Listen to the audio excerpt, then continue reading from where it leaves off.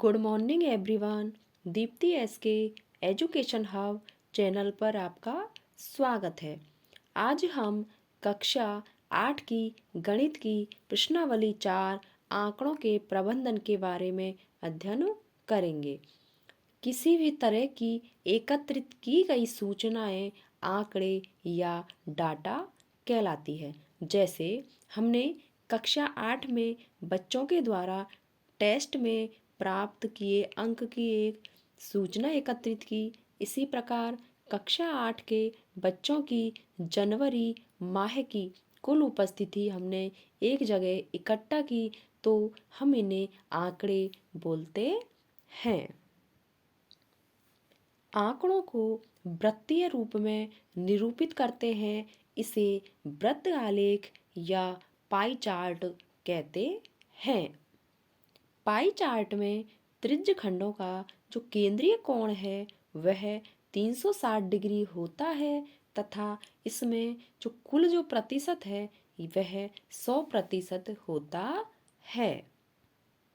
हमें एक क्वेश्चन दिया है, किसी विद्यालय में विभिन्न विषय पढ़ने वाले विद्यार्थियों की संख्या दी गई है, इसका पाई चार्ट बनाइए। विषय जैसे हिंदी पढ़ने वाले विद्यार्थी हैं 40, इंग्लिश पढ़ने वाले हैं 12, मराठी पढ़ने वाले हैं 9, तमिल पढ़ने वाले हैं 7, बंगाली पढ़ने वाले हैं 4। इस प्रकार कुल विषय पढ़ने वाले विद्यार्थियों की संख्या 72 है। हम जानते हैं कि पाई चार्ट में जो कोण होते हैं उसका मान 360 डिग्री होता है। हमें दिया है कुल विद्यार्थी हैं 72, अर्थात 72 विद्यार्थी बराबर 360, इसलिए एक विद्यार्थी बराबर होगा 360 बटे 72। अब हम इसको 18 से भाग देंगे तो हमें 20/4 प्राप्त होगा, और 20 को जब 4 से भाग देंगे तो हमें 5 डिग्री प्राप्त होगा। अर्थात एक विद्यार्थी के लिए जो कोण होगा वह 5 डिग्री होगा। हिंदी पढ़ने वाले विद्यार्थी 40 हैं तो इनका कोण बनेगा 40 × 5 बराबर 200 डिग्री। इसी प्रकार अंग्रेजी पढ़ने वाले विद्यार्थियों का कोण बनेगा 12 × 5 बराबर 60 डिग्री। मराठी पढ़ने वाले विद्यार्थी बराबर 9 × 5 बराबर 45 डिग्री। इसी प्रकार तमिल पढ़ने वाले विद्यार्थी होंगे 7 × 5 बराबर 35 डिग्री, और बंगाली पढ़ने वाले विद्यार्थी होंगे 4 × 5 बराबर 20 डिग्री। अब हमें प्रत्येक विषय के जो विद्यार्थी हैं इनके कोण प्राप्त हो गए। अब हम इन कोणों के माध्यम से पाई चार्ट का निर्माण करेंगे। सबसे बड़ा कोण हिंदी पढ़ने वाले विद्यार्थियों का है 200 डिग्री, इसलिए हम पाई चार्ट में भी हिंदी पढ़ने वाले विद्यार्थियों का सबसे बड़ा कोण बनाएंगे। इससे छोटा कोण इंग्लिश पढ़ने वाले बच्चों का 60 डिग्री बनेगा।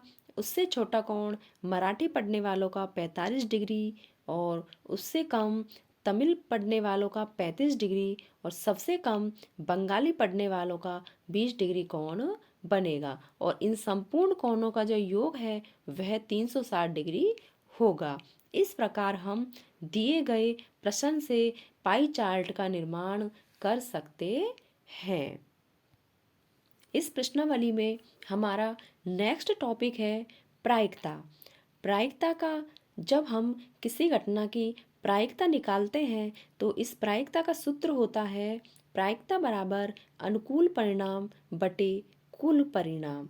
जैसे हमें एक क्वेश्चन दिया हुआ है, 2 सिक्कों को एक साथ उछालने पर प्राप्त परिणाम बताइए। हम जानते हैं कि सिक्के पर एक तरफ तो चित अर्थात हेड होता है और दूसरी तरफ पट अर्थात टेल होता है। इसलिए जब हम इन दोनों सिक्कों को एक साथ उछालेंगे तो हमें हमारे पास जो प्राप्त परिणाम होंगे वो होंगे या एच एच, अर्थात या तो दोनों सिक्कों पर हमें हेड मिलेगा, या फिर पहले सिक्के पर हेड और दूसरे पर टेल मिलेगा, या पहले पर टेल और दूसरे पर हेड मिलेगा, या हमें दोनों सिक्कों पर टेल मिलेगा। अर्थात जब दोनों सिक्कों को हम एक साथ उछालेंगे तो हमें इन 4 स्थितियों में से कोई भी स्थिति प्राप्त हो सकती है। नेक्स्ट क्वेश्चन है, जब एक पासे को फेंका जाता है तो निम्न घटनाओं के लिए प्रायिकता ज्ञात कीजिए। फर्स्ट है एक आवाज संख्या, सेकंड है आवाज संख्या नहीं, थर्ड है 5 से बड़ी संख्या और फोर्थ है 5 से बड़ी संख्या नहीं। हम जानते हैं कि पासे पर हमें 1 2 3 4 5 6 अंक प्राप्त होते हैं। अभाज्य संख्या वे संख्या होती है जिनमें या तो सम का भाग जाए या फिर एक का भाग जाए। तो हम देखेंगे कि पासे पर हमें अभाज्य संख्याएं या तो 2 प्राप्त होगी या 3 प्राप्त होगी या फिर 5 प्राप्त होगी। और एक जो होती है वह न तो भाज्य होती है और न ही अभाज्य होती है। इसके अलावा जो भाज्य संख्याएं हैं वह 4 और 6 होंगी। अभाज्य संख्या आने की प्रायिकता। अभाज्य संख्या आने की प्रायिकता होती है अनुकूल परिणाम बटे कुल परिणाम।